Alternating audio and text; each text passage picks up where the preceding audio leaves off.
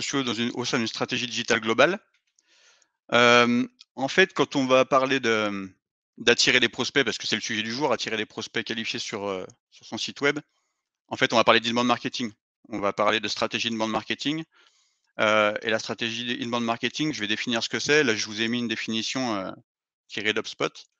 Mais en fait, l'inbound marketing, c'est une stratégie qui consiste à créer du contenu pour, attirer les visiteurs. En fait, on va créer du contenu, que ça soit sur les réseaux sociaux ou son site web, pour, que les prospects puissent tomber dessus et naturellement venir à nous. En fait, c'est vraiment attirer les prospects qui est l'inverse de l'outbound marketing où on va, vraiment pousser des offres, un peu de façon agressive. Donc voilà, on est sur une stratégie inbound marketing et en fait, ça se traduit, par un entonnoir de conversion. Tu vois, comme sur le schéma. En fait, sur les réseaux sociaux, on a vraiment un entonnoir comme ça qui se forme, où on va attirer les prospects et en fait, pour ça, on va produire du contenu, donc qui va correspondre à différentes phases de réflexion de notre prospect.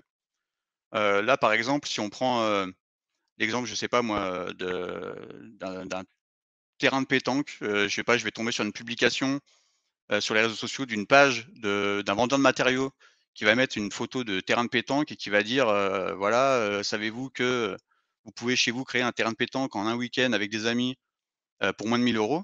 Je dirais: «Ah ouais d'accord, ah c'est pas mal ça, je peux peut-être me faire un terrain de pétanque chez moi». Donc du coup là, je vais rentrer en phase de découverte. Je vais envisager la chose et je vais peut-être m'abonner à la page et du coup dans quelques semaines, dans 2 mois, dans 3 mois, je vais peut-être tomber sur un autre contenu de cette page-là, qui va être peut-être un guide de A à Z pour construire son terrain de pétanque avec les bons matériaux et cetera. Du coup, je vais le télécharger et là, en fait, je vais entrer dans une phase d'engagement. L'engagement sur les réseaux sociaux, c'est ce qui va être des clics, des partages, des commentaires, des likes, des messages privés et cetera et donc là, je vais commencer à migrer sur le site internet de la personne qui a partagé ça pour aller voir un peu les différents matériaux, quel est le prix, quels sont les avis clients et je vais vraiment aller consulter du contenu qu'on appelle, du contenu qui correspond à la phase de décision. Et là, du coup, ça va produire une conversion comme sur le schéma, ici. La conversion, ça va être une demande de devis, ça va être un achat direct de matériaux, et cetera. Donc on est vraiment sur un entonnoir comme ça en inbound marketing et ça marche aussi sur le site web. Sur le Mmh. site web, on va construire des articles de blog qui vont correspondre à la phase de découverte, à la phase de considération ou à la phase de décision en fonction du prospect où il en est dans sa phase de réflexion. Donc c'est pour ça qu'on parle de stratégie globale. C'est qu'en fait, ça suffit pas d'être présent sur les réseaux sociaux et d'animer un peu une communauté. Il faut vraiment que derrière, ça se traduise sur le site internet en vrai contenu, en entonnoir de conversion, en parcours utilisateur, avec derrière des possibilités de convertir et de pouvoir nourrir l'équipe commerciale en prospects qualifiés. Très belle image du terrain de pétanque en tout cas. C'est d'actualité, hein, maintenant il fait beau donc bien joué. N'hésitez pas, petite question, qui parmi les participants, a déjà un entonnoir un petit peu comme ça de conversion bien foutu ou est complètement à l'arrache? Si vous arrivez à mettre, «Moi c'est pas mal, je m'y connais bien, on l'a déjà mis en place» ou totalement à l'arrache, «Je découvre totalement le concept et rien de mis en place», ça pourrait être pas mal pour voir un petit peu Mmh. le niveau. Ça peut être super intéressant d'avoir des retours, hein, effectivement. OK. Tu veux je te laisse, Ah non, non, c'est toi le chef, hein. OK. Alors, du coup, en B2B, on parle, souvent beaucoup plus de LinkedIn, parce que c'est vrai que c'est le réseau social qui est principalement dédié, à la prospection B2B. Du coup, en fait, là, on va parler vraiment de social selling avec LinkedIn. Donc je vais, expliquer le terme social selling. En fait, bon, littéralement, si on traduit vraiment littéralement en français, en gros, c'est vendre, grâce aux réseaux sociaux. Après, j'aime pas trop, du coup, le terme de vendre. C'est vraiment, essayer d'être plus visible, auprès de nos prospects et de nos clients, grâce aux réseaux sociaux. Donc, là, comme c'est écrit ici, c'est vraiment faire du business via les réseaux et pas sur les réseaux. Donc le but, c'est de prospecter, d'être plus visible, de pouvoir vraiment trouver nos prospects sur, les réseaux sociaux pour ensuite, pouvoir, les emmener vers une démarche commerciale plus classique. Et là, l'équipe commerciale va faire, son boulot qu'il sait très bien faire, quoi. C'est plus pour compléter une démarche plus classique de porte à porte, de phoning et cetera. Mais en gros, être pas trop agressif et pas trop commercial sur les réseaux sociaux pour après les ramener, dans une démarche un peu plus commerciale, c'est ça?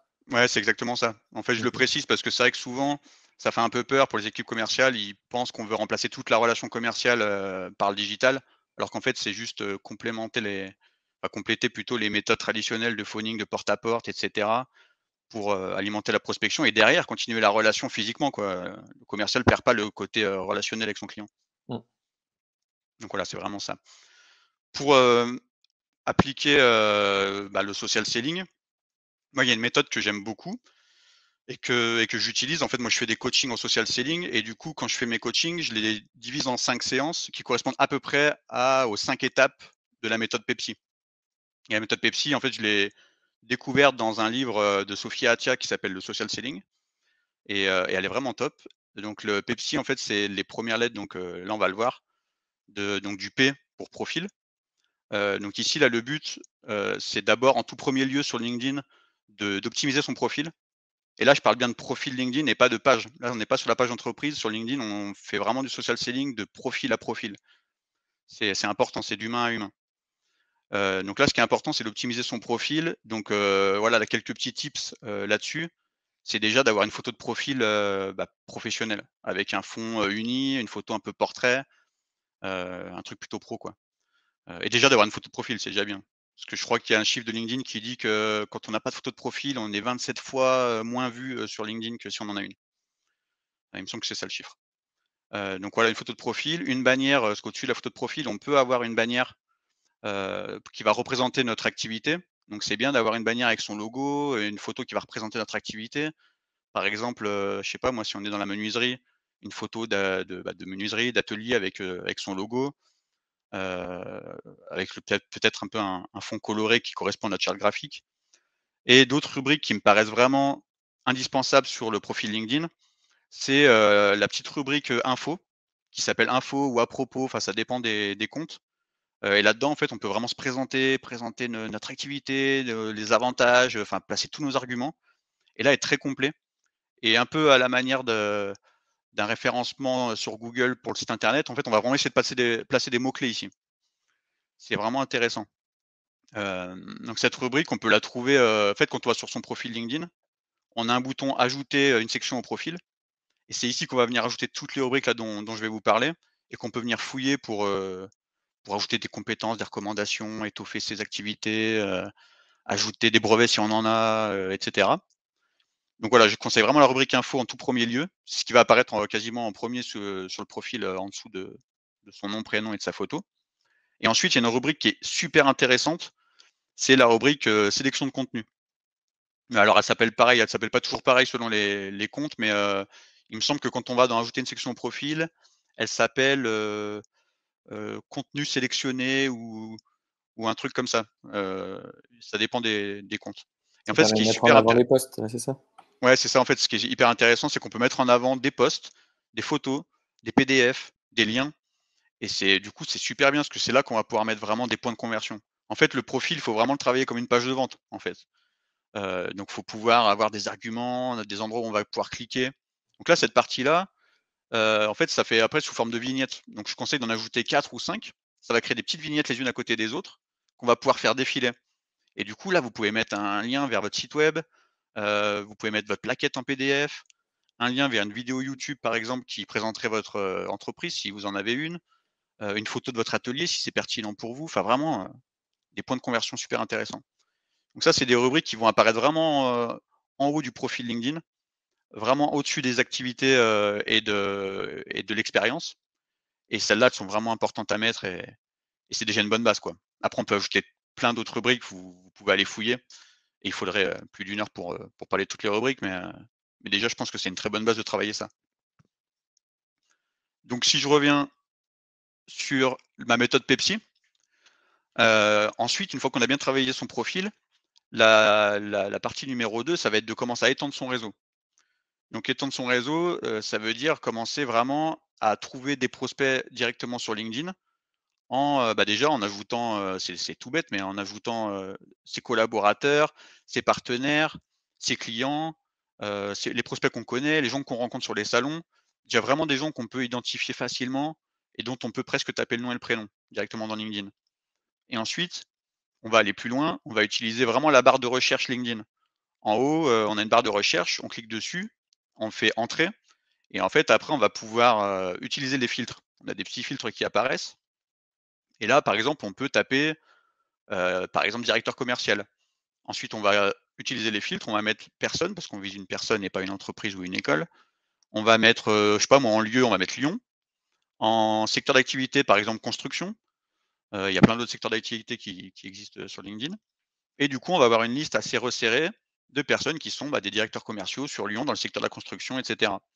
Et là, une fois qu'on a cette liste-là, si elle nous plaît et qu'elle est assez affinée pour nous, et bah, le but, c'est de commencer à se connecter avec les personnes. Donc cliquez sur le bouton «Se connecter» pour leur faire une demande d'invitation, qu'ils vont accepter ou non.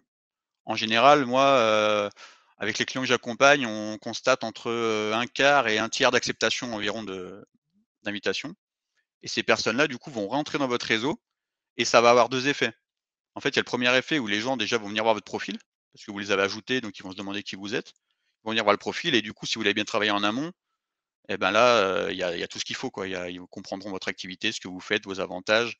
Ils pourront cliquer sur les différents liens et déjà la moitié du boulot, il est fait, quoi. Ils vous connaissent et l'autre effet que ça va avoir, c'est que quand vous allez passer à la troisième étape qui va être de publier, bah, ces gens-là qui sont rentrés dans votre réseau, bah, ils vont potentiellement pouvoir voir les futures publications que vous allez créer et donc petit à petit, ils vont voir passer une publication, une deuxième, une troisième, et cetera et vous rentrez dans leur tête, petit à petit. En tout cas, ils vont apprendre à vous connaître et peut-être qu'un jour ils vont, ben, être intéressés par une de vos offres, un de vos produits et cliquer et convertir. C'est vraiment, de l'inbound marketing. Donc du coup, on en arrive vraiment à cette partie 3 là qui est la partie, publication. Et là, le but, ça va vraiment être de publier régulièrement sur votre profil personnel encore, différents types de contenus. Heu, hop, j'ai perdu mon ah voilà. Différents types de contenus, donc en fait, il y a 4 piliers principaux, on va dire, en inbound marketing quand on veut faire du contenu. C'est de ne pas parler que de soi.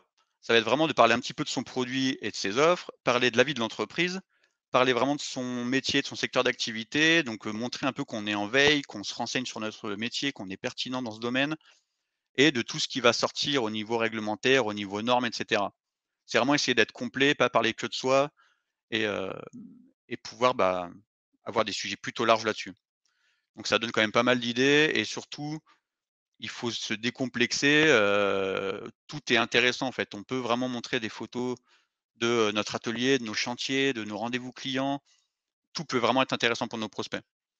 Et d'ailleurs un petit tips là-dessus, parce que chez Julien que tu aimes bien les tips, du coup, ce qui va être intéressant sur LinkedIn, sur notre profil personnel, c'est vraiment de poster des photos brutes. Les gens aiment bien voir des photos, si vous avez des ateliers, vous prenez des photos dans votre atelier pour vraiment montrer ce qui se passe, le produit qui sort, la fabrication d'un produit et cetera. Sans retouche, sans rien, poster brut comme ça sur LinkedIn avec un texte pour expliquer ce que c'est, ça marche super bien. Beaucoup mieux qu'un truc qui va être travaillé sur Photoshop ou, qui va être retouché et cetera. Je sais pas si c'est un truc que toi que tu conseilles ou que tu retrouves aussi dans tes expériences, mais, c'est hyper efficace. Du coup, derrière, je vais vous montrer aussi, comment fonctionne l'algorithme de LinkedIn pour publier.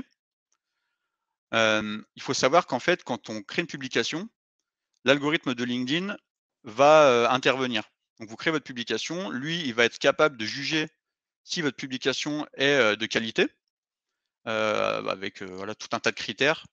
Il va se dire: «Bah, voilà, ça c'est un post de qualité» ou «Ça c'est pas un post de qualité parce que, ah, il veut trop, spammer les gens, il met, messieurs, cliquez sur ce lien», et du coup avec juste un lien et juste une phrase: «Cliquez sur ce lien» quoi. C'est du spam, il aime pas trop, c'est pas terrible, c'est pas très pertinent pour lui.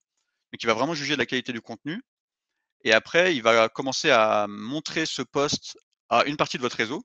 Donc si vous avez 200 relations sur LinkedIn, il va déjà montrer votre post à, par exemple, 20 personnes et rapidement, si dans la première heure, il se rend compte que, et bah, effectivement, il y a des likes, il y a des commentaires, les gens interagissent assez bien, il va se dire: «OK, ce contenu, il est pertinent, donc je vais le montrer à d'autres personnes». Donc là, peut-être, il va commencer à le montrer à 100 personnes, 150 personnes de votre réseau. Et après, bah, il y a le côté magique de si les gens réagissent, si les gens like, commentent et cetera et bah, les relations de ces gens-là vont potentiellement pouvoir le voir et ça peut donner, même quand on a 200 personnes dans son réseau, des publications qui ont, 500, 600, 800, 1000 vues, grâce à l'effet boule de neige des gens qui vont partager ça et commenter ça. Ça peut faire des trucs de ouf. Nous, par exemple, des fois, j'ai fait des posts sur de l'immobilier, parce qu'on a, par exemple, acheté des nouveaux locaux avec Pilotis, donc j'avais fait une série de posts sur notre acquisition. Et ben, je me suis rendu compte que, eh bien, je sais pas, c'était un post qui avait été vu peut-être 150 000 fois, mais il a été vu par énormément de gens dans le domaine de l'immobilier, parce qu'il suffisait qu'un agent immobilier regarde le truc, clique dessus, mette un commentaire, ça fait tous ses potes agents immobiliers. Au final, ça m'a ouvert euh, toute une, euh, toute une porte auprès du monde de l'immobilier. Ah Ou ouais, quand on fait des trucs en lien avec WordPress, boum, ça va être plutôt des gens qui aiment WordPress qui vont le faire. Donc, parfois, en fonction des thématiques que vous allez aborder, c'est pas l'ensemble de votre réseau effectivement qui va voir vos posts, mais ça va être les gens qui ont une affinité particulière avec la thématique de votre post ou les gens qui ont liké votre post ou commenté. Et donc, on se retrouve à avoir des trucs un peu marrants comme ça. Ou une fois, on avait fait en oui. lien avec la sécurité informatique, il y avait que des cyber machins, cyber bidules qui m'avaient rajouté. Après, j'étais devenu un hacker, quoi. Ah oui, d'accord. Non, mais c'est assez magique, hein, vraiment, c'est très, très magique. Moi, j'avais eu un client comme ça, justement, qui avait, je sais plus, 120 personnes dans son réseau, qui avait commencé à étoffer son réseau comme ça avec des gens qualifiés et 1re publication qu'il fait, il poste une vidéo vraiment très métier sur de l'usinage et cetera avec, en taguant les bonnes personnes et tout et il a eu, je crois 140 likes, je sais pas combien de commentaires, un nombre de vues impressionnant alors qu'il avait que 120 personnes dans son réseau, mais il était tellement qualifié son réseau que ça a tout de suite réagi et du coup après ça a fait effet boule de neige. Ça peut être vraiment magique. Yes.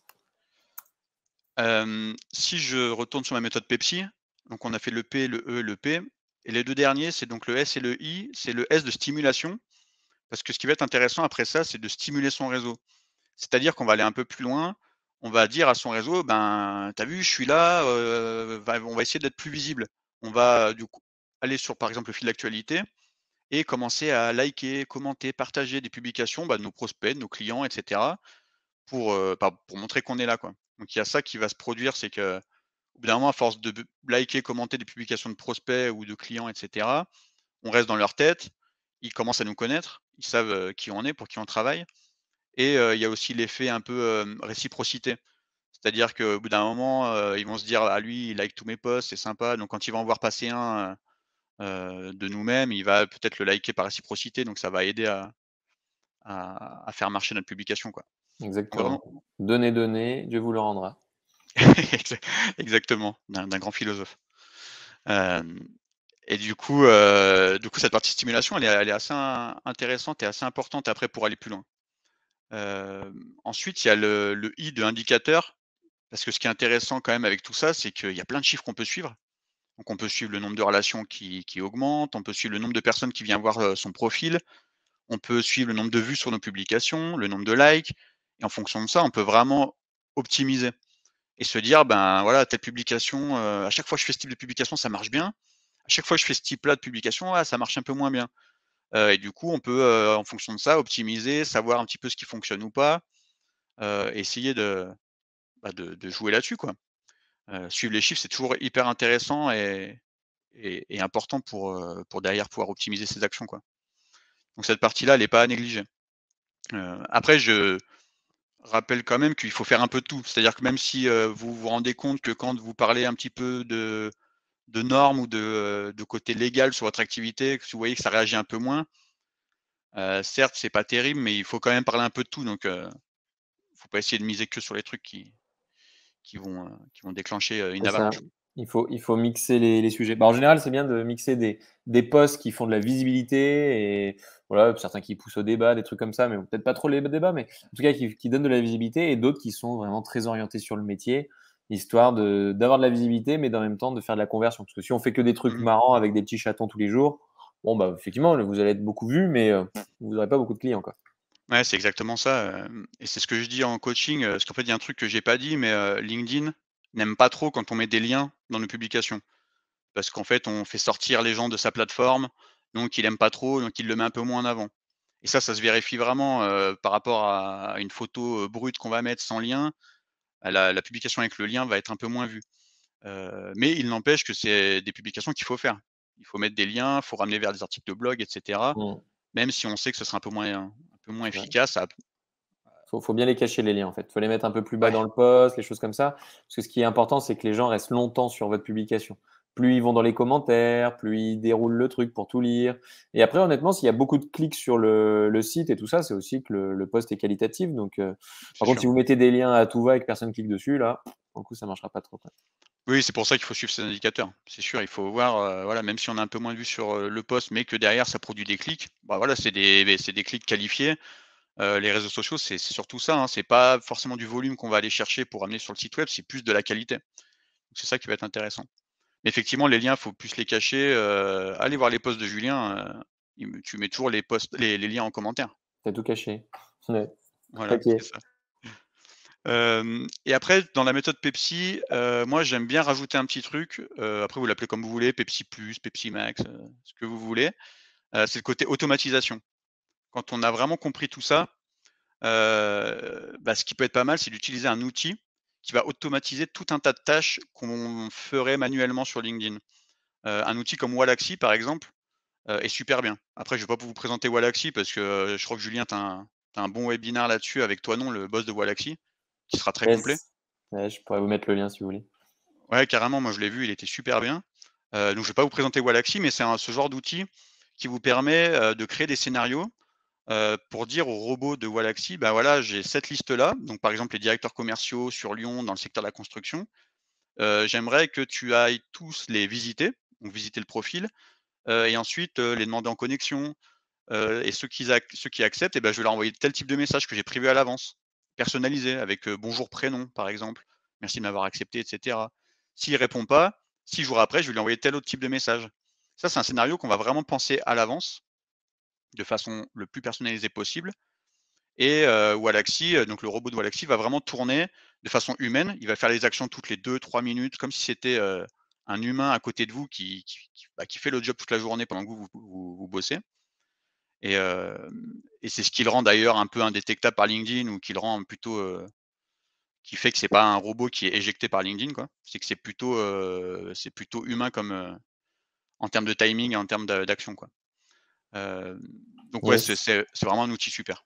Je vous ai mis le lien de Wallaxy si vous souhaitez tester. Je crois qu'il y a même une version gratuite maintenant, qui est limitée, hein, mais qui vous permet de tester tout ça. Donc, vous avez le lien pour y accéder et aussi le lien vers le replay du webinar. Mais effectivement, après, ce qu'il faut garder en tête, c'est que ça reste qu'un outil. Donc, si le message que vous envoyez, il est pas ouf, de toute façon, votre campagne de prospection, elle sera pas ouf. Comme quand C'est quelqu'un sûr. tape à la porte et qu'il est agressif, bah, vous risquez pas de vendre vos brosses à dents ou je ne sais quoi. Donc du coup, ça reste un très bon outil pour accélérer une prospection intelligente, mais le plus important, ça va être le message. Il faut qu'il soit intelligent, quoi. Parce que là, C'est vous allez exactement faire ça. qu'amplifier un truc, quoi. C'est vraiment exactement ça. C'est ce que quand je fais des formations là, c'est que en fait, c'est des outils qui sont super bien, mais c'est pas magique en fait. Il y a quand même du travail en amont. Il faut préparer les scénarios, préparer ses messages, ne pas avoir des messages bateaux comme tout le monde et comme tous les dirigeants en reçoivent tous les jours. Voilà, faut vraiment travailler ça en amont, mais par contre, quand c'est bien calé en amont, derrière, on balance tout dans l'outil et c'est génial, quoi. Tout se fait tout seul et après on n'a plus qu'à récolter les fruits. Exactement. Donc ça, c'est top. Hem, Ensuite, comment on va pouvoir imbriquer les réseaux sociaux, avec le site web et tous les autres leviers d'acquisition? En fait, déjà, il faut vraiment utiliser le bon canal pour attirer ses prospects. Donc, là, on a parlé pas mal de LinkedIn parce qu'en B2B, c'est vrai qu'on utilise beaucoup LinkedIn. Mais il faut quand même se poser la question, en fonction du secteur dans lequel on est, où sont nos prospects, en fait? Par exemple, sur LinkedIn, là, on peut trouver des fonctions de décideurs sur des PME, des grandes entreprises et cetera, des métiers du digital et plein d'autres profils qui sont, vraiment très présents sur LinkedIn.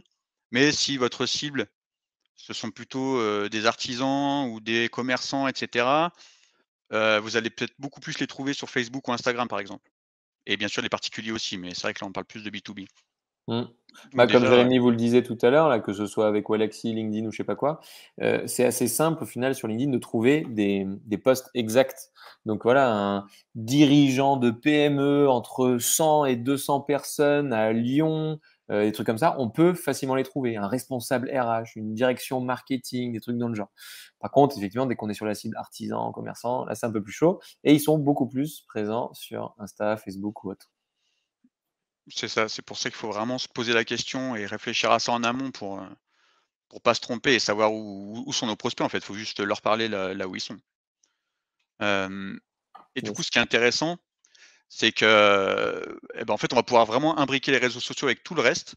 Donc là, par exemple, je vous ai fait un schéma où on voit vraiment qu'on a le site web et on a des acquisitions qui arrivent. Donc on a des gens qui viennent des réseaux sociaux, mais on a aussi des gens qui viennent de Google et de plein d'autres leviers, des annuaires par exemple, des liens qui sont sur des sites, de vos partenaires, de vos clients et cetera. Donc tout ça, ça va produire des visites sur votre site web et ce qui est cool, c'est qu'après, le site web, lui, il s'en moque un petit peu de où viennent les gens, d'où ils viennent. En fait, tout va être un peu mixé et en fonction de ce que vont faire les gens sur votre site web, vous allez pouvoir derrière les retoucher. Par exemple, vous allez pouvoir les recibler sur les réseaux sociaux, grâce au pixel qu'on verra juste après, mais vous allez pouvoir les recibler sur les réseaux sociaux, même s'ils viennent pas des réseaux sociaux. S'ils viennent de Google, vous allez pouvoir derrière aller les retrouver peut-être sur Facebook.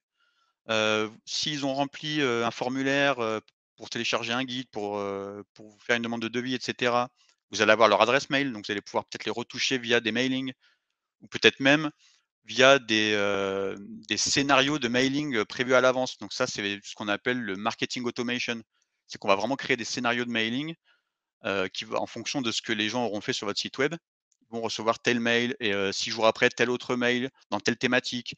C'est vraiment des constructions, automatisées, donc qui font partie du marketing automation et ou alors peut-être envoyer, ces gens-là directement à l'équipe commerciale parce qu'ils sont déjà mûrs, ils ont déjà téléchargé nos fiches tarifs, ils ont déjà fait une demande de devis et cetera.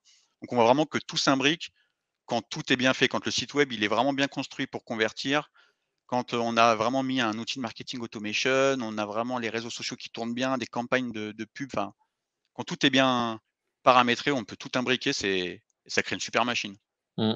Là, ça commence à devenir effectivement bien intéressant. C'est-à-dire que quel que soit le levier d'acquisition, voilà, Google, réseaux sociaux, emailing, je sais pas quoi, eh ben, on va pouvoir tout mixer à un seul endroit. En fait, c'est le site qui va être le catalyseur un peu de tout ça, enfin, là où il y a une base de données.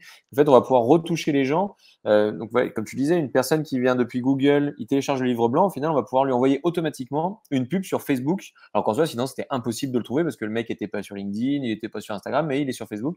Et là, tu vas pouvoir le faire de manière automatisée. Donc ça, c'est effectivement, c'est bien puissant, quoi. On va pouvoir trouver nos prospects et nos clients un peu partout. Ça, c'est vraiment génial, ouais. C'est vraiment une belle machine.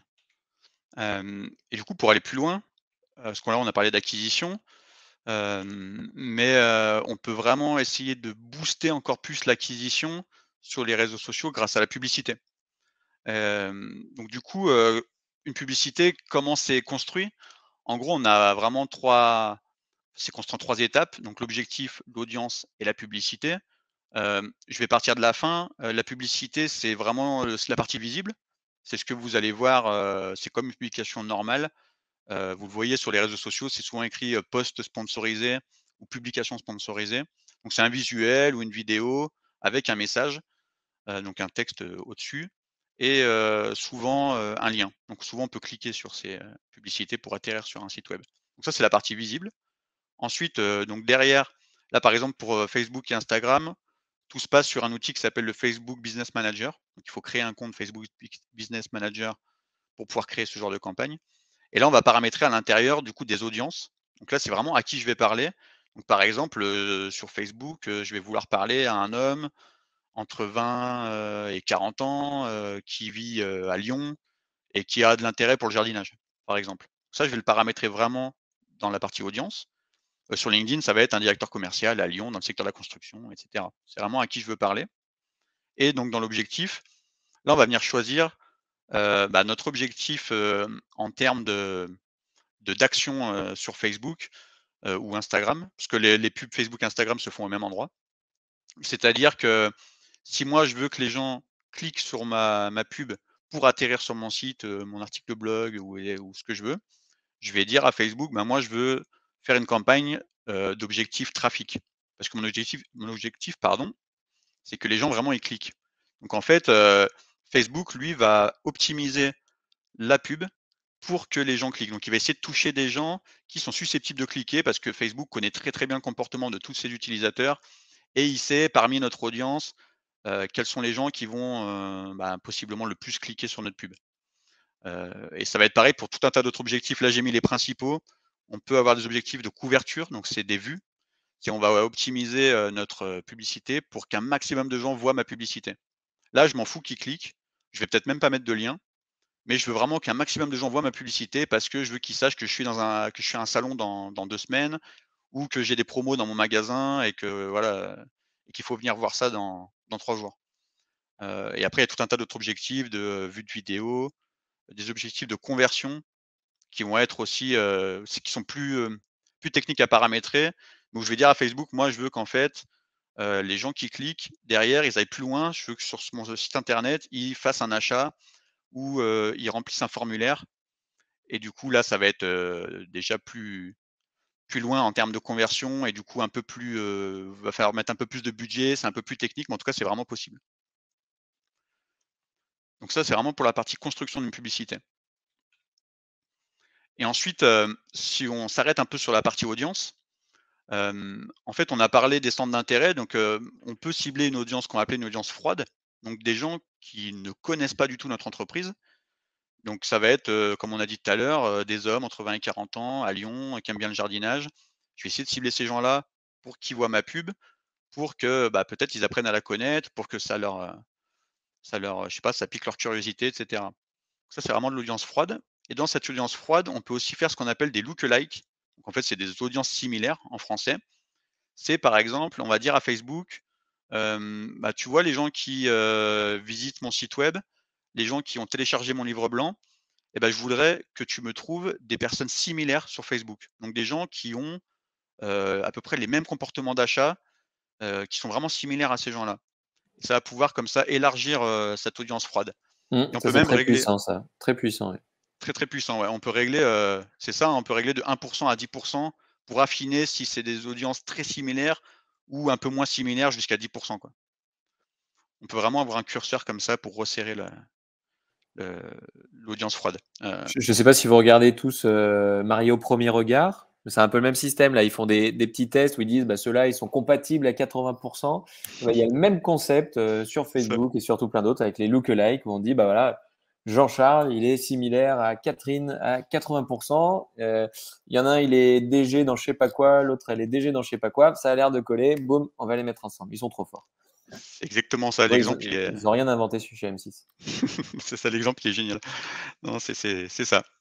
Donc ça, c'est vraiment top et en fait, ce qui est bien, c'est que derrière, on va pouvoir aussi, cibler une audience tiède. Donc en fait, l'audience tiède, ça va être les gens qui, bah, peut-être, ça va être l'audience froide, par exemple, qui aura interagi justement, avec votre publicité, qui aura donc vu votre pub, qui aura cliqué dessus, qui aura vu une vidéo, qui aura été lire l'article de blog que vous avez mis en avant. Donc ces gens-là, ils ont déjà vu un contenu du coup, donc ils passent en audience tiède. Donc ces gens-là, vous pouvez les recibler en leur montrant du coup autre chose, un truc un petit peu plus poussé encore, un article de blog peut-être plus complet, une vidéo qui explique un peu mieux votre offre ou votre produit, un livre blanc et cetera. Heu et ensuite si on continue comme ça un peu l'entonnoir et bah, ces gens-là vont devenir des audiences chaudes parce qu'ils auront en plus de ça téléchargé, l'étude de cas, ils auront vu une vidéo plus poussée, donc ils auront déjà vu deux trois contenus de plus en plus, qui a de plus en plus de valeur.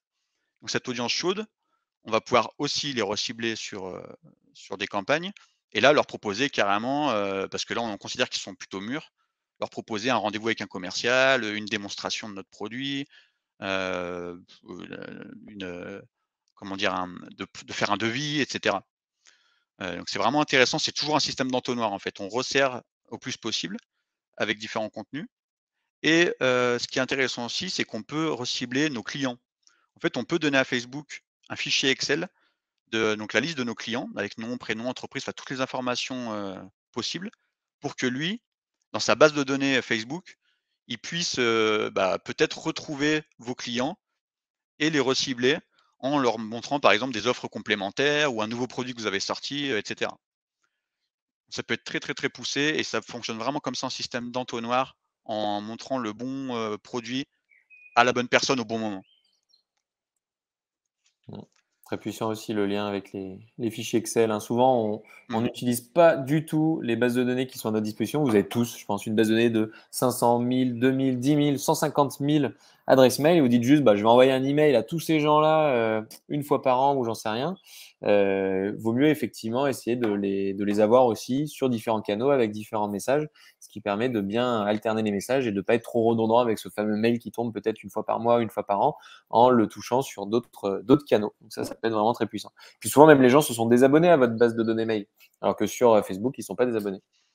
C'est ça, c'est ce qui est intéressant dans le fait d'utiliser plusieurs canaux, c'est que si on n'arrive pas à comment dire? À cibler la personne sur un canal comme le mail, bah, peut-être qu'on va réussir à l'avoir sur, LinkedIn, sur Facebook, ou sur n'importe quel autre canal, quoi. Donc c'est vraiment pour ça qu'il faut penser une stratégie globale et multicanal. Hem et donc en fait, on va commencer à parler de leur ciblage, et en fait, il y a 2 choses. Il y a le reciblage qu'on peut faire, sans être passé forcément sur le site internet. Donc par exemple, dans Facebook, on va pouvoir recibler des gens qui ont juste interagi avec un de nos contenus, sur Facebook, qui a vu une vidéo de l'entreprise parce qu'on a déjà fait une campagne de vidéo précédemment, ou parce qu'on est un client de l'entreprise, comme on vient de le dire, avec un fichier Excel. Donc ces personnes-là, on va pouvoir vraiment les recibler directement. Mais ce qui est encore plus fort, c'est que du coup, on va pouvoir recibler les gens qui sont venus sur notre site web. Donc c'est là où on va parler de pixels. Donc en fait, pour ça, on va installer, le pixel Facebook, sachant qu'il existe aussi des pixels, LinkedIn, enfin, il existe des pixels pour, si je dis pas de bêtises, tous les réseaux sociaux, qu'on va installer sur notre site web pour qu'ensuite ils puissent, commencer à récolter de la donnée. Donc une fois que le pixel est installé, il va commencer à, traquer les gens qui viennent sur votre site web, récolter de la donnée, l'engranger pour qu'après vous puissiez faire des campagnes de reciblage, de retargeting en disant: «Bah, voilà, tous les gens qui sont venus sur, tel et tel article, sur telle et telle page ou qui ont téléchargé telle et telle chose, eh bien, je veux les recibler dans des campagnes, pour leur montrer, tel contenu ou tel autre contenu» et cetera. Donc c'est très, très puissant et vraiment c'est pas très compliqué, quand on est sur le Facebook Business Manager, le pixel il est facile à créer. Après on arrive sur, ce screenshot là avec un bout de code qu'on envoie en fait à notre développeur ou à l'agence qui a développé notre site web. Lui, il sait très bien où le mettre, c'est assez simple. Mmh. Si vous voulez faire les trucs un peu tout seul, faut savoir qu'il y a quelque chose qui s'appelle Google Tag Manager. Donc en fait, vous pouvez gérer ce qu'ils appellent un tag. Donc là, ce pixel, c'est aussi un tag. Vous allez pouvoir gérer tous ces petits codes-là et tout mettre dans votre Google Tag Manager et pour justement avoir ces différents suivis. Il y a peut-être une question qui va venir aussi en lien avec le RGPD. Mmh. C'est toutes les petites bannières là qui disent est-ce que vous acceptez qu'on vous piste, qu'on vous suive. Là, si vous mettez accepter, en gros, souvent, c'est parce qu'il y a ce genre de pixel. Un pixel Facebook, un pixel Instagram, enfin LinkedIn, un pixel Analytics, machin. Et en fait, si vous dites accepter, en gros, vous allez donner la possibilité aussi de capter vos données, de pouvoir vous retoucher sur Facebook, Insta, Google, machin ou bidule. Donc, si vous ne souhaitez pas être pisté, bien entendu, cliquez sur refuser à chaque fois.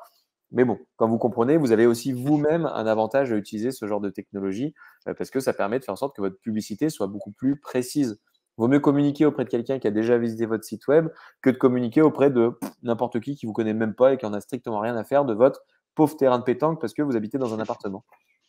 C'est ça, mais c'est d'ailleurs pour ça que quand vous allez, regarder des sites en ligne, que vous allez, regarder des je sais pas moi, pour acheter des vêtements et cetera, vous ouvrez votre Facebook, 2 minutes après, c'est pour ça que vous voyez plein de pubs, sur des vêtements que vous venez de regarder, sur un panier que vous avez, pas validé. C'est le pixel qui vous a traqué, c'est Exactement. ça et c'est Il pour vous ça que force Facebook effectivement. râle, de plus en plus quand, quand, Apple, essaye de ne plus faire traquer les gens qui utilisent leurs produits, Mm. moins on va enfin, plus on va bloquer ça, plus du coup Facebook perd un peu d'argent, quoi. Ils perdent de l'argent et surtout les publicités que vous allez tous obtenir, ça va être que des trucs pour acheter du Pinel ou des choses comme ça au final, quoi. Donc, Mmh. si on veut des publicités un peu ciblées parce qu'on adore la mode ou on adore la pétanque, bah, vaut mieux se faire pister au final, sinon on se retrouve avec achetez-moi mon immeuble en Pinel, comme on voit de partout. C'est ça. C'est pas forcément mauvais la pub, attends, si c'est bien fait, que c'est personnalisé, C'est ça. Donc faites c'est en sorte super. que ce soit bien fait, comme ça les gens accepteront plus facilement la publicité. Donc il faut que ce soit Mmh. très pertinent et très bien ciblé. Exactement, c'est ça. Et bah, du coup, on peut arriver sur un exemple de campagne? Parfait, il te reste 5 minutes. Tu chaud? OK, et ben, ça va le faire, on va y aller. Du coup, là, c'est, donc l'exemple d'une campagne d'un client, donc c'est un fabricant de menuiserie, dans la Loire. Donc j'ai masqué quelques infos confidentielles, mais, Ah ouais, grosso modo, ce RGPD screen oblige. ouais, voilà, c'est ça. Confidentialité. Du coup, ce screenshot, ça vient de l'outil qu'on utilise de marketing automation chez eux, qui s'appelle HubSpot. Donc c'est un des outils phares, voire l'outil phare de marketing, automation au monde. Et du coup, là, en fait, on voit qu'il y a plusieurs campagnes qui ont été lancées. Ça, c'est sur l'année dernière. Des campagnes Facebook, des campagnes Google. Et en fait, on voit bien l'espèce d'entonnoir. Par exemple, si je prends la première ligne, on avait fait une campagne de trafic. On voit qu'il y a eu quand même 3 500 000 personnes qui l'ont vu, 20 000 qui ont cliqué dessus. Derrière, ça a produit 573 contacts parce que les gens ont dû derrière télécharger un livre blanc, faire une demande de devis, etc. Et derrière, ça a produit 50 clients pour un chiffre d'affaires voilà, de 370 000 euros et un retour sur investissement de 1256 à savoir que là, le retour sur investissement ne comprend pas la marge et comprend pas la main-d'œuvre d'Alix & Co qui a créé toutes les campagnes, etc. Mais je vous assure que ça fait quand même un retour sur investissement très joli. Et un truc qui est intéressant mais qu'on ne voit pas sur ce screenshot, c'est qu'en fait, là, on voit les campagnes Facebook et Google. Mais ce qu'il faut savoir, c'est que donc les gens ont cliqué, mais peut-être qu'ils ont du coup vu un article de blog, téléchargé un livre blanc. Du coup, comme ils ont téléchargé un livre blanc, ils ont reçu une série de mails derrière, parce qu'on a un outil de marketing automation, donc HubSpot, qui va leur envoyer tout un tas de mails personnalisés en fonction de ce qu'ils ont fait sur le site, pour nourrir leur réflexion. Peut-être que derrière, du coup, ils sont revenus voir un article 3 jours après, ils ont retéléchargé un autre truc, ils sont allés voir les tarifs, il s'est passé tout un tas de choses qui fait qu'ils ont abouti à une signature.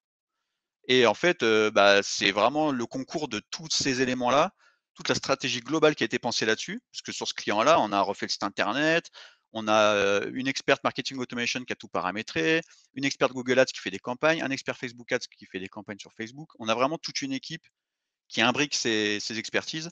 Et c'est ça en fait qui fonctionne. Après, le ROI, là, le retour sur investissement, il est attribué à Facebook parce que c'est l'entrée, le contact est rentré par là. Mais ça aurait peut-être pas fonctionné sans l'imbrication de toutes ces forces au milieu, quoi. Là, vous avez mis la grosse Bertha, quoi. Ah ouais, ouais, ouais, là, il y a une grosse machine bien huilée et dans cette machine, il y a toute l'équipe commerciale, bien sûr, qui du coup prend en main l'outil, qui, dès le moment où elle prend le contact, au téléphone ou par mail jusqu'au moment où il signe, tout est, rentré dans HubSpot, tout est suivi. Ah c'est vraiment, énorme, quoi. C'est un outil magique et ça produit des campagnes super performantes comme on le voit là, hein. Mm. C'est assez génial. Je vous ai mis dans le chat aussi quelques autres références d'outils de marketing automation peut-être un peu plus accessibles en fonction de l'état d'avancée où vous en êtes. Mais en gros, si vous attaquez juste, vous démarrez, vous souhaitez découvrir le concept, j'en ai mis un qui s'appelle Pledzi One, qui a même une version, qui est une version gratuite, qui permet juste de découvrir un peu le concept. Le niveau un peu supérieur, pour les gens qui aiment bien mettre les mains dans le cambouis, un peu, ça peut être très vite usine à gaz, mais très puissant et moins cher. On a Active Campaign. Et comme le disait Jérémy, HubSpot, ça reste quand même la Rolls-Royce. Ça nécessite un budget un peu plus conséquent. En tout cas, quel que soit votre niveau de maturité, bonne maturité, vous avez les moyens, vous avez un vrai projet et souhaitez le rentabiliser le plus rapidement possible. HubSpot avec une équipe et tout ça, ça peut s'entendre. Faut avoir le budget. Sinon, vous pouvez aussi attaquer, découvrir un peu le concept et plus tard venir avec une campagne un peu plus structurée, comme a pu vous présenter Jérémy. Mais on n'est pas obligé de commencer tout de suite par là. Il peut y avoir des étapes intermédiaires. Mais en tout cas, Sûr. une campagne rondement menée intègre tout ça et nécessite forcément des moyens, quoi. Mmh. Ouais, puis il y a des outils pour toutes les bourses, pour tous les besoins. Voilà, nous, on en maîtrise, enfin, nos experts marketing automation chez Alexenco en maîtrisent 4 qui correspondent à peu près, qui peut couvrir tous les besoins de tous les budgets, de tout le voilà, heu, tout le spectre, B2B, quoi. Est-ce que je vais sur mes tips ou on n'a plus le temps? Ouais, si, tu as le temps en plus. Bah, tout à l'heure, j'ai loupé ton tips en fait. Je sais pas si j'ai cru comprendre que ça parlait de menuisier et tout, mais ça m'a déconnecté à ce moment-là.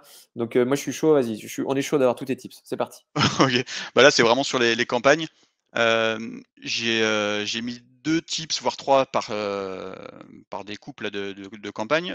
Pour les objectifs, hem, un tips qui est pas mal, c'est vraiment de garder une campagne, un objectif, c'est-à-dire de bien réfléchir en amont à son objectif. Hem, c'est de savoir ce qu'on veut vraiment à la fin. C'est: «Je veux vraiment, du trafic sur mon site web». OK, ben, je vais faire une campagne de trafic, mais il faut vraiment le réfléchir en amont et pas se planter, quoi. Faut pas essayer de courir plusieurs lièvres à la fois, faut vraiment, réfléchir en amont à ce qu'on veut produire.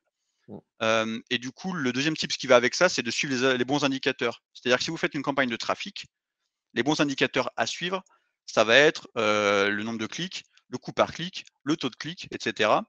je vais pas regarder le nombre de vues. Enfin, le nombre de vues, je m'en fous un peu parce que au final, Facebook, il a pas optimisé pour ça. Facebook, il a fait en sorte qu'il y ait un maximum de gens qui cliquent. Donc peut-être qu'il a pas eu besoin de le montrer à 50 000 personnes pour que ça clique. Donc il faut vraiment suivre les bons indicateurs qui vont avec, son objectif. Un autre tips, là-dedans, c'est que si je veux faire une campagne de reciblage, moi ce que je fais qui est assez efficace, c'est de faire une campagne de couverture. Donc c'est-à-dire où on va demander à Facebook de montrer la campagne au maximum de gens possible. Parce qu'en fait, en reciblage, on va recibler des gens qui sont déjà venus sur votre site web. Donc en fait, ça sert à rien de demander à Facebook d'optimiser pour, le trafic ou la conversion et cetera. Autant faire une campagne de couverture et être sûr de recibler tous ceux qui sont venus sur votre site web. Ça, c'est pour les tips, objectifs. Pour les tips d'audience, ne pas trop restreindre, l'audience, ne pas chercher à aller sur, l'homme de 60 à 65 ans qui aime le jardinage, vraiment trop restreint. Il faut essayer d'ouvrir un petit peu. L'algorithme de LinkedIn et de Facebook est très, très fort. Du coup, il faut essayer d'ouvrir un petit peu plus et pour pas trop le resserrer et l'empêcher de faire bien son boulot. Et ça va avec le deuxième tip, ce qui va être tester pour être sûr de sa cible. Souvent, vous pensez très bien connaître votre cible. Vous êtes sûr que vous, de toute façon, les gens de moins de 40 ans, c'est pas votre cible, ils achètent pas votre produit. Et ben, en fait, il faut quand même tester. Parce que des fois, on a des très bonnes surprises ou des très mauvaises, mais il faut vraiment tester, rester plus large et après optimiser, tester, optimiser à chaque fois et on resserre, on resserre, on resserre petit à petit en fonction des résultats. Mais il faut vraiment, rester ouvert à la base, heu, pour être sûr de notre cible et de son produit. Ensuite, pour le côté publicité, 2 tips qui vont ressembler un petit peu à des tips que j'ai déjà donnés. C'est un pub, ouh une publication ou une pub égale un message. C'est-à-dire que souvent, dans une, publication ou dans une pub, on veut mettre tous nos avantages, tous nos arguments, on veut tout placer et en fait, c'est pas bon. Il faut vraiment garder, un message pour une publication et du coup après, on en fait autant de fois qu'on a de messages et puis on diffuse ça sur le temps, quoi. Mmh. Mais ça, Heu, ça marche à peu près pour tout, hein. Tout à l'heure, il y avait une question, c'est en mode, est-ce que je peux mettre plusieurs liens sur mon post et tout ça? En général, ce qu'il faut, c'est un appel à l'action, pour un contenu. Par exemple, sur un post LinkedIn, on va mettre un lien. À la fin d'une page web, à la fin d'une page sur son site, on va mettre un appel à l'action, par exemple, télécharger le guide blanc, le livre blanc ou contactez-nous. Et effectivement, quand on est sur, une pub, il vaut mieux avoir qu'un seul message parce que si on dit 18 trucs à la fois, les personnes, elles mmh, vont péter un câble, elles cliquent sur rien. Comme quand on arrive sur un site et il y a des boutons partout, partout, partout, on est complètement perdu. Donc, mais je c'est suis ça, mais complètement d'accord avec toi. quand tu vas à la pizzeria et qu'il y a 35 pizzas, tu arrives à choisir? Enfin, c'est Bah, tu as du mal à choisir et en plus, tu te dis qu'elles doivent pas être très fraîches parce qu'il y a tellement de références que c'est un peu chelou, quoi. c'est exactement ça. C'est ça, donc voilà, ouais, c'est vraiment un tips qui marche comme tu as dit Julien, qui marche vraiment pour tout. Il faut l'avoir en tête et en fait, comme je l'ai déjà dit juste avant, tester, analyser, optimiser. Faut vraiment tester et suivre les indicateurs et après pouvoir, voir ce qui marche pas. Voilà pour les petits tips. Ce qu'on peut vous proposer, c'est une feuille de route que je vais pas vous présenter. En fait, c'est vraiment, tout ce qu'on s'est dit depuis le début. On vous a fait une petite feuille de route, il y a un lien, en fait, on peut cliquer dessus. Donc peut-être que Julien, peut-être que tu mettras le lien dans le chat ou, de toute façon, si les gens ont accès après à la presse, Ouais, tous ceux qui veulent avoir accès à la feuille de route, qui est le récap un peu de tout ce qu'il faut faire, n'hésitez pas à le mettre dans le chat, comme ça, Jérémy vous l'enverra directement en mode private. Donc, c'est n'hésitez pas à ça, faire la demande, mettez dans le chat, ça m'intéresse, je veux bien, oui, moi, Prums, je sais pas quoi. Comme ça, Jérémy saura à qui l'envoyer et surtout, on n'en mettra pas ceux qui ne la veulent pas, hein. Ça au moins, exactement ça sera pas mal. et si vous l'avez loupé, si, voilà, vous pouvez aussi, vous me la demander sinon sur LinkedIn en message privé, je vous l'envoie. Enfin voilà, on mais n'hésitez pas à la demander, quoi. Exactement. N'hésitez pas à ajouter Jérémy Valère, Valeyre, sur LinkedIn. Comme ça, vous allez pouvoir lui poser toutes vos questions, lui demander la feuille de route si vous n'avez pas eu l'occasion de l'indiquer dans le chat, si vous étiez en replay, si vous êtes sur YouTube et vous dites oh là là, mon Dieu, il me faut cette feuille de route absolument. N'hésitez pas à contacter Jérémy directement ou à mettre en commentaire ou dans le chat, faites comme vous voulez et il vous l'enverra avec grand plaisir. C'est ce Comme que j'allais on va dire. mettre aussi tous les liens des différents outils, toutes ces choses-là. Avec grand plaisir. Tu avais une petite boîte à outils, après on passe aux questions. Allez, Ouais, c'est parti. je vais aller très, très vite. J'avais une boîte à outils et une petite bibliographie si, Vas-y, mais je go. vais aller très vite. Boîte à outils, voilà, pour construire le calendrier éditorial, il y a un outil qui s'appelle Trello que sûrement, certains connaissent bien, qui est très pratique. C'est voilà, des systèmes de liste avec des cartes où on va pouvoir placer notre publication, savoir quand est-ce qu'on va la programmer, mettre des informations dedans. C'est très pratique pour construire un calendrier ou pour gérer des projets. D'ailleurs, c'est un outil de gestion de projet à la base. Donc le Facebook Business Manager pour créer les pubs Facebook et Instagram. Canva pour créer des visuels quand on n'est pas à l'aise avec le graphisme, quand on maîtrise pas Photoshop, InDesign et cetera, ce qui arrive quand même assez souvent. Il y a Canva qui est vraiment très pratique, dans lequel vous avez tous les formats, des bannières LinkedIn, des posts Instagram, des A4, Il y a plein des de feuilles templates. ah ouais, C'est des bien. cartes de visite, enfin Ça tout ce que évite vous de voulez. faire des fautes de goût bébêtes. Ah c'est génial, ouais, puis d'avoir les bons formats aussi. Ça c'est top. Et en fait, Julien, tu en as déjà parlé tout à l'heure, mais les outils de marketing automation, nos experts marketing automation chez Lexenco connaissent et maîtrisent ces 4 outils-là qui couvrent, comme je disais tout à l'heure, vraiment tous les besoins. Donc Mm. Mautic, ActiveCampaign, Pledzi et HubSpot. Donc la différence un peu entre ces cas, donc nous aussi on est copains avec eux. Alors on bosse rarement avec Mautic. Mautic c'est la version open source qui est derrière par exemple Webmecanic, qui est un éditeur français de marketing automation. Mais c'est l'open source, donc en gros techniquement c'est gratuit, mais c'est-à-dire que ça demande de faire du développement, d'avoir des devs qui mettent ça sur le serveur et tout. ActiveCampaign, Pledzi, voilà, sont plutôt prêts à l'emploi. Enfin non, ils sont pas prêts à l'emploi, ils sont ActiveCampaign c'est celui qui est un petit peu moins cher. Pledzi c'est le Cocorico le français et HubSpot c'est le gros méchant américain qui est trop fort. C'est ça. Mais du coup, moi, il y en a effectivement pour toutes les bourses et pour tous les goûts. Donc, c'est cool. Est-ce que tu avais encore d'autres petits tips ou on passe aux questions-réponses, Jérémy? Non, j'ai Ah juste non, tu avais la bibliographie. j'ai juste Vas-y. ça, et je finirai là-dessus en les questions. C'est des petites recommandations de livres, sachant que les 2 premiers en plus sont lyonnais, donc Cocorico, Julien. Heu, Waouh. Le Lyon. ouais, c'est ça. Donc le social selling de Sophie Attia, je vous en ai parlé tout à l'heure, c'est vraiment dédié au social selling, donc c'est super quand on veut s'attaquer à ça. Le deuxième, c'est Transition digitale de Régis Le Goff et Jérémy Paille, donc 2 lyonnais aussi, qui est vraiment bien fait, avec plein d'exemples, c'est assez bien expliqué. C'est à la fois pour le gars qui bosse en communication comme, les dirigeantes d'entreprises qui veulent se lancer un petit peu. C'est super ludique, c'est très complet. Et le troisième, c'est, Marketing Automation de Stéphane Coulot et Gabriel Dabisch-Webel. C'est vraiment, plein d'exemples concrets de scénarios pour faire du marketing automation, selon son business. Donc il y en a pour du e-commerce, pour du B2B, pour tel type de besoin. Enfin, c'est vraiment complet et c'est très concret. Il y a plein de trucs.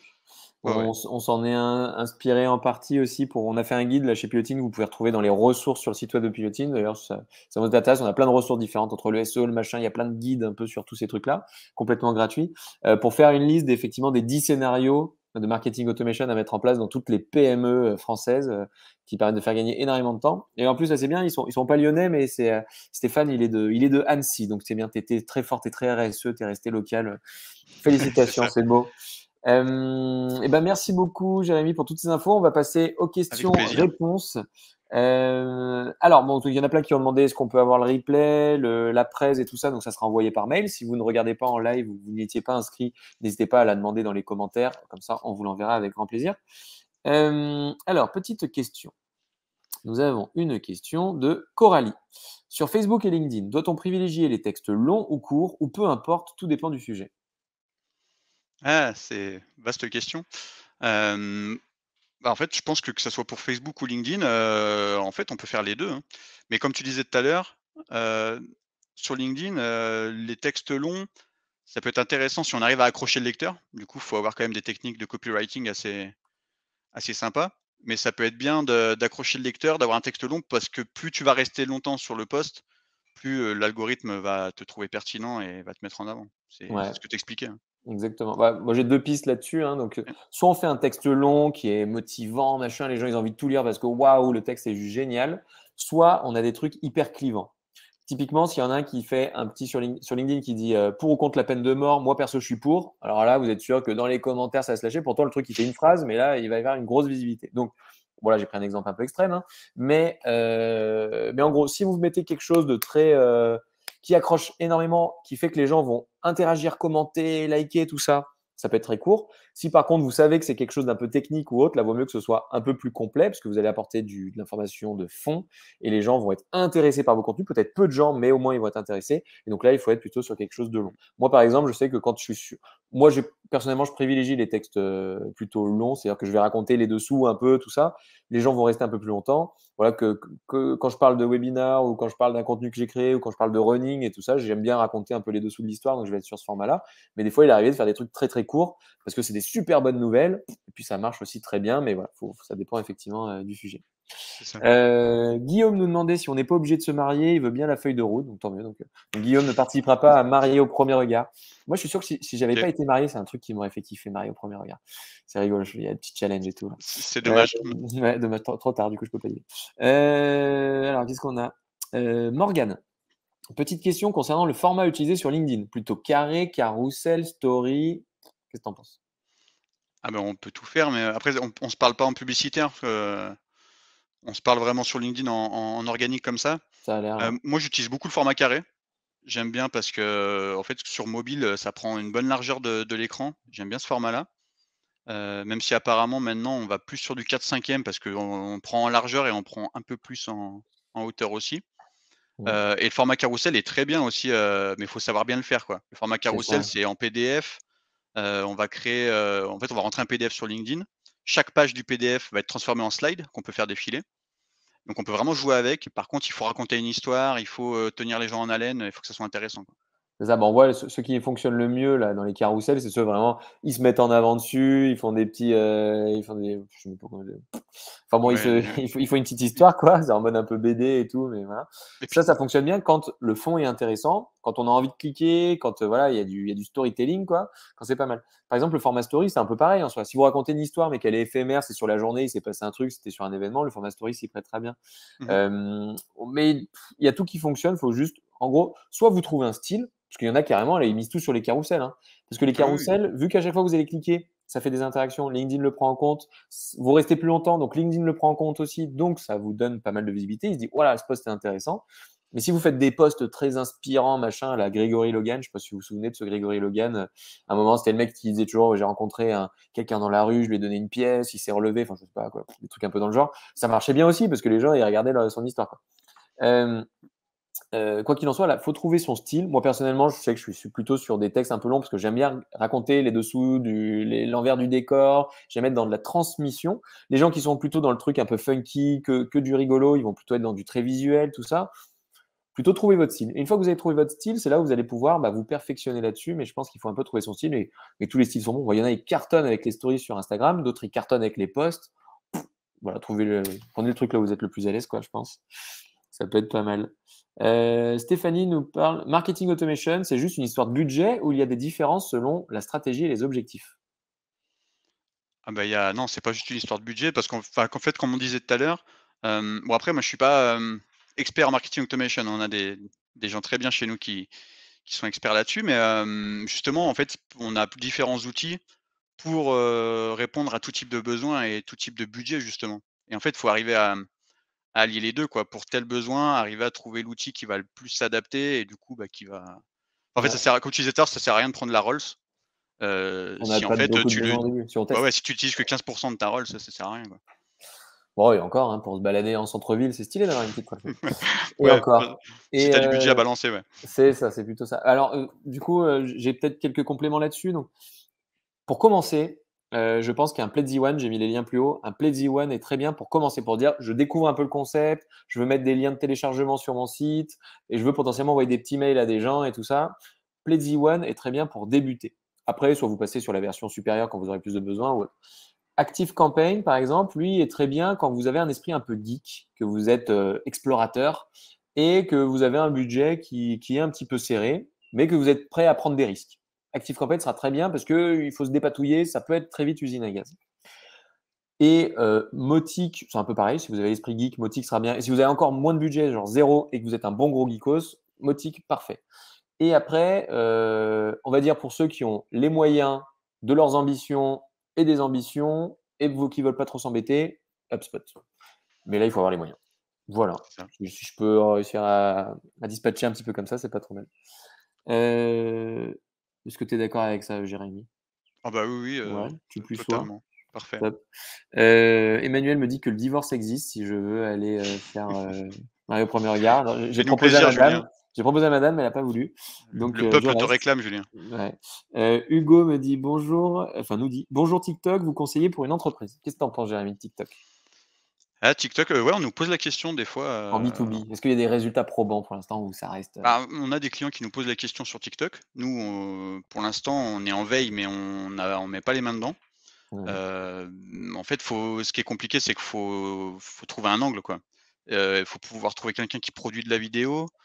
Faut trouver un angle parce que TikTok, c'est quand même assez jeune, c'est de la vidéo, enfin, c'est compliqué. Il y en a qui se lancent dessus, hein. Il y a des grosses marques qui se lancent dessus, Ouais. surtout pour viser les jeunes, mais En en général, B2B, sur les trucs comme ça, on a soit effectivement, comme tu dis, des grosses marques qui se lancent dessus, parce que gros moyens, machin, si plutôt jeune, soit les indépendants, les coachs, les consultants. Alors là, ah oui, oui, si vous allez sur LinkedIn, tous les coachs et consultants vous disent tous qu'il faut aller sur TikTok, parce que eux, ils y vont pour donner des conseils, pour dire voilà comment je trouve du trafic, machin. Mais c'est voilà. un peu comme LinkedIn au début, hein, ça a bien marché avec les coachs consultants, et puis après, bah, finalement, c'est tout le monde qui s'est mis, donc c'est encore un peu, c'est pas encore assez mature d'un point de vue B2B. Si vous êtes une entreprise qui vend des terrains de pétanque, ça peut, hein, voilà, vous allez faire des vidéos rigolos, des gens qui lancent des boules de pétanque et tout. À la rigueur, même en fait, ça peut Et être limite, c'est visuel, donc c'est peut-être oui, ce qui peut et plus c'est marcher. B2C du coup. Ouais. Voilà. Mais moi, pour des sites internet, honnêtement, c'est chaud, quoi. Honnêtement, c'est un Ouais. petit peu chaud. Mais Mais bon. maintenant, il y a beaucoup de marketeurs maintenant qui sont dessus. J'arrête pas de voir passer des trucs, moi, Mais je c'est suis en veille un ceux peu qui donnent les dessus. conseils, quoi. C'est les Ouais, conseillers. c'est ça. Les conseillers, ils sont dessus. Ouais. C'est exactement ça, c'est tel outil, les 3 meilleurs outils pour faire ci et cetera. Est-ce que c'est très Ouais, ouais. court? Ouais. Mais, Et pour puis, l'instant, c'est moi, vrai que c'est compliqué. ouais, j'y ai passé tellement de temps que j'y vais plus. Enfin, c'est le truc. Après, on regarde toutes les conneries dessus. Mais bon. Mais en tout cas, c'est en train de mûrir. À terme, peut-être que dans un an, on dira ah non, mais il faut absolument y aller maintenant, c'est fait. Mais aujourd'hui, ça reste encore un peu tôt pour du B2B d'aller dessus. Mais pour votre propre plaisir personnel et pour votre propre expérience, n'hésitez pas à vraiment tester. Ça peut être cool. Hein, voilà. Entreprise de trucs de pétanque, ça se trouve, ça peut cartonner. Ouais, mais ça migre vite, hein. Ça peut vite tourner sur des conseils B2B, avoir un truc spécifique pour ça. Enfin, oui, C'est ça ça. peut vite, C'est ça. En tout cas, il y a beaucoup de formateurs et de coachs qui sont dessus et ça marche bien. mmh. Delphine qui dit ça n'a pas duré les stories sous LinkedIn. Alors personnellement, moi c'est vrai que j'ai jamais trop creusé le sujet, j'ai jamais été trop fan. Je commence à comprendre l'intérêt un peu sur Insta parce que je me suis mis pour le running. Qu'est-ce que tu en penses toi des stories LinkedIn, Jérémy? Ouais, sur LinkedIn, je suis un peu comme toi. Au début, j'étais presque emballé, je me disais: «Ah, ça peut être cool». J'ai vu qu'il y avait pas mal de gens et d'entreprises, d'agences et cetera, qui ont commencé à prendre le truc et à en faire pas mal et en fait, j'ai l'impression que ça s'est essoufflé. Mais d'ailleurs, ça Heu existe peut-être même plus, tu vois, j'ai même pas suivi. Je les vois plus. Moi, quand je me connecte à LinkedIn sur mon smartphone, j'ai Ouais. pas l'impression de les voir, alors que pendant un temps, elles apparaissaient en haut, ils en faisaient Oui, une oui, promo oui. énorme. Bon, ils ont dû les dégager. Mais en tout cas, si ça existe, on les voit plus. Mais après, chaque réseau social teste des trucs, hein, il s'inspire Mmh. forcément des autres. Mais c'est vrai que le format Stories fonctionne beaucoup plus sur Instagram et TikTok, il n'y a pas du coup. Mais Et tous ces Facebook un concepts. petit peu, Ouais, pour Facebook, si, sur ouais. Facebook et Insta, là, c'est pas trop mal. Mais sur Mmh. LinkedIn, c'est un peu un gros bide. Parce qu'on vient plutôt chercher des trucs impactants avec plein de conseils. Mais maintenant, vous avez plein de conseils sur TikTok aussi. Donc, par contre, si vous cherchez vous-même des conseils en marketing ou autre, vous pouvez suivre des comptes de TikTokers qui partagent tous les jours. Et ils en font peut-être 10 par jour. Hein, il y en a dans tous les sens des vidéos. Ça peut être intéressant de creuser le sujet. Et maintenant sur le profil LinkedIn, on sur notre photo, de profil, on peut mettre une espèce de story de 30 secondes pour se présenter. Ça peut être, Exact. une Petit idée aussi. tips, petit hack, petit tips à utiliser en tout cas, de faire une petite vidéo de présentation. On peut utiliser aussi pour la prononciation du nom, on peut mettre un son. Il y en a qui mettent un message commercial dedans. J'allais le dire, ouais, Vous pouvez faire mumuse avec tout ça, effectivement. j'ai découvert ça il y a pas longtemps, ouais. Un grand merci, Jérémy, pour ta présentation, toutes Merci à toi. les réponses que tu as pu apporter. Si vous avez d'autres questions, n'hésitez pas à les poser directement à Jérémy. Désolé, il y a des chiens qui s'énervent dans la rue. N'hésitez pas à poser toutes vos questions à Jérémy directement sur LinkedIn si vous en avez d'autres. Ce sera un plaisir d'y répondre. Moi-même, si Avec vous avez grand des plaisir. questions, avec grand plaisir pour y répondre aussi. N'hésitez pas à m'ajouter, Julien Doromo. On a un webinar dans 7 jours qui est prévu sur le marketing automation. Donc, si vous vous êtes dit, ah, c'est intéressant le marketing automation, je veux aller un petit peu plus loin, on a un webinar dans 7 jours. Je vous ai mis le lien dans le chat. N'hésitez pas à vous inscrire. C'est Sandrine, j'ai invité Sandrine, qui est donc salariée chez Pilotine et qui s'occupe de toute la partie accompagnement, formation, justement sur ce type d'outils pour présenter tout ça. Donc, n'hésitez pas à vous inscrire si vous souhaitez en savoir plus. Karine dit vraiment très intéressant pour tout ce que tu nous as partagé aujourd'hui, Jérémy. Je suis bien d'accord. Encore un Merci grand Karine. merci à toi. Et puis, je vous souhaite à tous une excellente journée et une bonne prospection digitale. À plus. Merci beaucoup Julien, au revoir.